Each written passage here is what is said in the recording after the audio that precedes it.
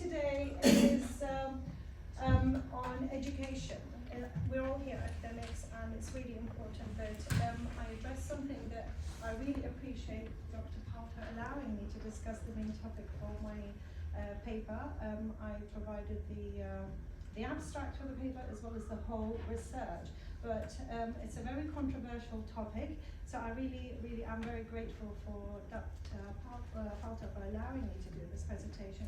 Although we are discussing here education in the lifelong process of us as human beings, we're always learning. So today I'm addressing something really important, which is the genocide of education. I've taken a case study.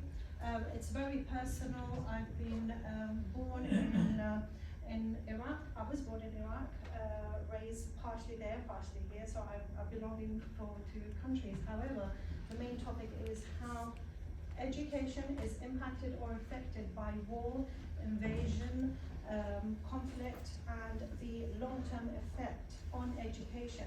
Of course, conflict and war has an impact on any part within any country, or especially the economy. And as you know, that you need an educated society to develop, to grow. We are discussing economy here. We're talking about how education is important for the lifelong journey. Now, if education is affected in any way, this will obviously impact the whole country. Now, why did I choose this particular topic? Again, it's very personal. In 1978, just like my colleague Narain, my parents actually were at the UNESCO receiving an award for working on a project by the government, assigned by the government to eradicate illiteracy from Iraq. 40 years on, the reason I've taken it personal, because my parents' effort 40 years on from winning the award by the UNESCO, 100% eradication of illiteracy to 65% illiteracy in the country. So can you see how I'm taking it personal? My parents were educators, but they took it upon themselves and on their shoulders to work really hard to work on eradicating the purpose of illiteracy. Now, someone once said, it's really difficult to educate hungry children and hungry people.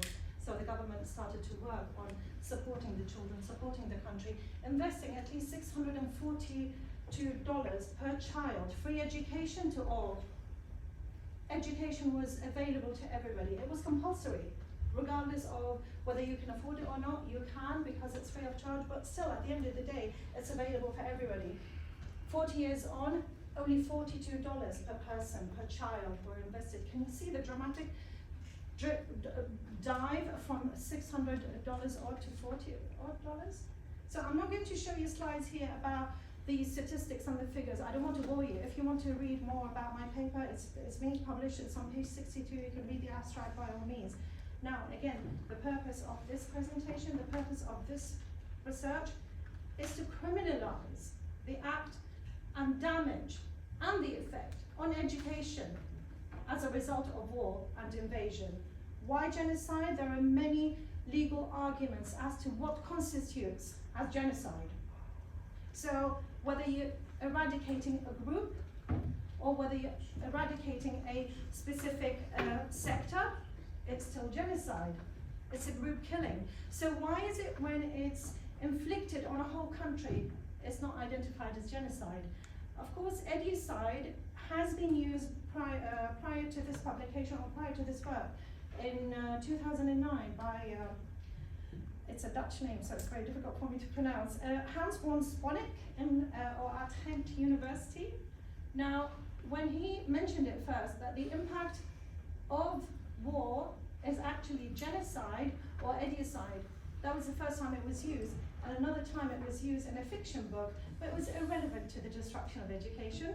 And the third time it was used by the Brussels Tribunal, who actually investigated the impact of invasion and war on education. But still, all these times, the twice used before with the fiction book 3 times, there was no formal definition to the word. There was no formal identification as to what justifies or what actually identifies genocide and its impact, or genocide on education.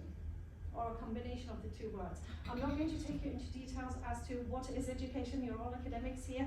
If not, you come from an industry that works with academia. But still, what constitutes genocide? This is a legal argument which has been added and included in the paper. Going back and supporting it, supporting my argument with legal arguments, of course, the law from the United Nations and the International Criminal Court, everything is supported by legal argument, as well as being checked by an international immigration lawyer or international immigration barrister. So everything has been, from the legal side, has been checked. Now, I'm not a legal person. I don't have legal background. My background is information systems and big data, and I also work with education and cybersecurity. So I've got this mix of educational background, let's say. But going back to what is genocide or what is Educide? The learning objectives for the papers, I wouldn't have put them there, to be honest. It was a requirement for the conference for me to present, but as you can see, this was the objective, and this is the learning outcome for the paper. My aim is, I wish that we can all follow suit from the great wise one, the late Nelson Mandela. Education is the greatest weapon we can use to support the whole world. And as our esteemed colleague and Dr. Anna mentioned, that there's an imbalance in the world between countries. Some have a lot of wealth, some don't. Now, Iraq, again, I've taken it as a case study, as a background history. I've presented a timeline, the golden time, the golden age, let's say, and then it started to die down once the embargo started to happen. So I've investigated everything to do with what happened. I've included, like I said, the definition and the justification and what constitutes genocide for legal purposes. And finally, sorry, before I get to the final bit, collateral damage. Now, this is a word that was often used during the invasion or during the bombing on Iraq. Collateral damage. What is collateral damage? From my own personal perspective, as well as my own research, I've realized it's a justification of illegal killings. This is collateral damage. You want to say, I'm killing you, I'm sorry, but I have to. And this was used, actually. This is not just my own words. So collateral damage really doesn't justify this. I've even investigated what is murder, what is homicide. It's all in the paper. An explanation of the differences between homicide, murder, and collateral damage. Educide. Going back to what I initially started the research on. So this is my formal definition, which is the mass destruction of a country or region's educational infrastructure because of war, invasion, conflict, terrorism, or mass killings. We cannot exclude terrorism as well. What happened in north of Iraq and Mosul and ISIS, we all know what happened. This is terrorism. This has caused so many families and children to be displaced. So many people were killed. And if that's not genocide, what is? So if we can think about the genocide in history, can we not include this? What happened in Rwanda? Is that not genocide? So if we cannot think of genocide on education as something that is intentional, or at least educide, think about other words. Medicide, the whole system, the whole medical system in so many countries. Now what's happening in Ukraine? Is that not affecting the country's economy? Or the country's health sector? The country's education system? So I'm hoping, I checked with Dr. Chris, I'm hoping that at some point that you can support me on this in a simple action of, once you start thinking about this, when you publish or print anything, or even posting something like a tweet or Instagram, just hashtag Educide. The aim is not only to introduce Educide, but also to have it recognized by the Oxford English Dictionary. That's why I put the IPA there, which is how to pronounce it, hoping that at some point, because because of Dr. Carter's generosity of allowing me to publish such controversial topic, it gets accepted and used, and this conference will be recognized as the first and only conference so far to accept to publish this, especially since I've been trying to publish this for the past 8 years. Every single conference that I applied for has refused it. So I'm truly honored. Point to note, it's not me that I allow. The two reviewers, I send the list to the side business school, they always remove any sensitive issues. Yeah. So once I get the approval, then I say it should go. Thank you. Much So that's appreciated. really quite interesting. Much appreciated. So again, this is, like I said, this is the formal definition. Hashtag it, use it, it's all yours. And you might say, what's the contribution to knowledge? Well, at the end of the day, we need to realize and appreciate that when something happens to a region or to a country, the damage is not only long-term, but it's impacting every sector within the country. So why say this country's economy is affected or damaged? Why say the health sector got affected or damaged? Nobody remembers education. Unfortunately, education is the last thing on people's mind. And again, education helps the country or any region. It's an encouragement for motivation, innovation, creativity, and you can only build a society by healthy, educated individuals. Thank you for your time. Thank you, Anna. Questions? Yeah. So, a very interesting presentation. I just have few thoughts and one question to you. That why would you like to coin a word like Educide? Because it's learners in crisis, distress, lots of words. And the moment you say Educide, it's like self-inflicted, rather than coming from outside. So is genocide self-inflicted? No, I'm just saying. No, I'm answering your question. I'm trying to ask. Absolutely, that, absolutely. Yeah. Absolutely, I'm answering your question. So when you say Educide is self-inflicted, is genocide self-inflicted? Yes or no? No, I can't answer. You have to answer that when you are working on this. Okay, so then what genocide, have you, absolutely. what So have genocide, you, why are you saying maybe because when you listen to it, you might think, oh, is it suicide? But at the same time, there are so many English words that sound the same but mean totally different. So when you say genocide, we all know, the first thing for me, the first thing I think when you say genocide, I think of the Holocaust, automatically. Yeah, genocide, homicide, infanticide, there are so many medical Exactly, terms.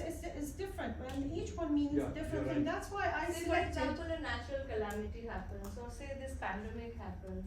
What So is pandemic? That has a these are definition. the environmental, it could be some other health related. So I'm Absolutely. just trying to understand that as a researcher. Yeah, that absolutely. how are you going to develop this as a field of research? Absolutely. Well, if you read the paper, I don't know if it's going to be published fully here or not, but it actually explains to you what is education, what is genocide, and how is this linked. Not only from the legal side of things, but also from the practical side of things, because at the end of the day, like I said, there's only one word to describe something. You describe it when you're identifying something or checking the dictionary, you would say stress. What is stress? You find the definition. What is genocide? You find the definition. It's one word, but if you start putting it in a sentence, this will be the impact of war on education, because this is a whole sentence. It's not one word. The whole point, the whole research is aimed at identifying a word with a formal definition to make it easy to recognize. That's why I said for you to say maybe it's something self-inflicted. Always think about genocide. What is genocide? Did actually the Jews inflict this upon themselves? It was because of Nazi Germany. So think about this, and it's one word describing the whole action. Thank you. Another question? Yeah, can I just ask it's probably a controversial one really, but Please, yeah, go ahead. I'm interested to hear your thoughts with regard to Afghanistan, and certainly with the withdrawal of the peacekeeping forces, America, the Brits, Yeah. the French, Yeah. whoever was there. By their withdrawal, what actually then transpired was the restriction of education to the youth. Yeah. Now, what's your views? Does that fits Personal into views? okay. What you're saying? Absolutely. Well, personal views is that the withdrawal. I'm not a politician, No, but mine. I'm diving into something that I shouldn't be. No, But I'm I need to answer. supporting- I'm supporting your I need to cause. answer your question. For me, to be honest, they were managing this, and the situation was under control. And after they left, or after the withdrawal, it caused further damage. Now, again, who was causing the damage? That's why I added terrorism. So But the was it a terrorism withdrawal? could be Which inflicted one? from within the country. So the ruling government, any ruling government, could be inflicting terrorism on its own people. So Yeah, we agree. yeah, We agree. thank you very much. Any other questions? Yeah. Question over here. I will basically I like to support your argument because controversial is, I think, it's unfair to put side effects into controversy, garlic controversy. I'm from industry background. I became lecturer 12 years ago by accident. So I was once employed by Backpack International. Backpack, the one company who built refugee camps in Afghanistan and other countries. So they were trying to build Terminal 5 at the time. So when I was hired, they offered me a job, and then we opened up, we offered drinks. I was meeting with general manager and MD of the company. So MD told us a story. He said he met with 2 American generals in Washington, D.C. This was 2 years before the first Gulf War, before George W. Bush Sr. He basically invaded Iraq. He said at that time, the generals told him that 95% of Iraqi contracts were divided to American companies. 90%, sorry. And 5% were given to British companies, and 5% to other allies. This is 2 years before the Gulf War. No, I think I'll leave the rest to our academics to think about how all conflicts have started. So I think how basically you can blame anyone or do anything, but this is how world we're living in really existed. So I think thank you very much. It's Thank a good you. discussion. Yeah. Thank you. Can I just, I forgot to mention, thank you very much. I forgot to mention that in the paper I also addressed reports that were published relating to this and who actually identified it as an illegal war, some identified it as an invasion, and some identified it as something that had to be done. The main report that I addressed or investigated was the Sir John Chilcot report. So, which identified this as an unnecessary action, to say the least. Sure. So, quite a lot of reports were investigated, but the priority, like I said, the top was Chilcot. Yeah. If there, I think professors. I don't find this controversial at all. I think this is an eminently sensible, in fact I would suggest pretty important concept, frankly. There are a couple of quick comments. There's an extra dimension almost from beyond what we're saying, in that there could be a willful eradication of an educational system, which I will now describe as Educide. But following that, it could be the willful imposition following the destruction of an educational system, which of course frames an ideological national perspective, the willful imposition of another ideology. And following on from that, I suspect there's a relativistic, normative dimension as well, because it could be argued by some, let's be honest, it is argued by some, that it's a good thing to eradicate an educational system because we don't like the ideological perspectives that emanate from the educational system, and let's impose one that we believe is good. So there's a very clear normative dimension here, which is west, east, but more generally, it's there. Excellent point. So really interesting Excellent stuff. point. Thanks. Excellent point. Thank you very much. One of the things that I addressed in the paper was the post-Educide, what happened after. One of them was targeting academics. 450 academics were executed outside of their homes in Iraq post-invasion. 450. 70 of them, 70 academics managed to escape, but 450 were killed, executed in front of their families and children. And the post-invasion, most of the post-invasion government, or the new people that came in, they brought in uneducated individuals, obtaining illegal certificates, managing high positions within the government. So if that was not an intentional targeting of a destruction, what else is?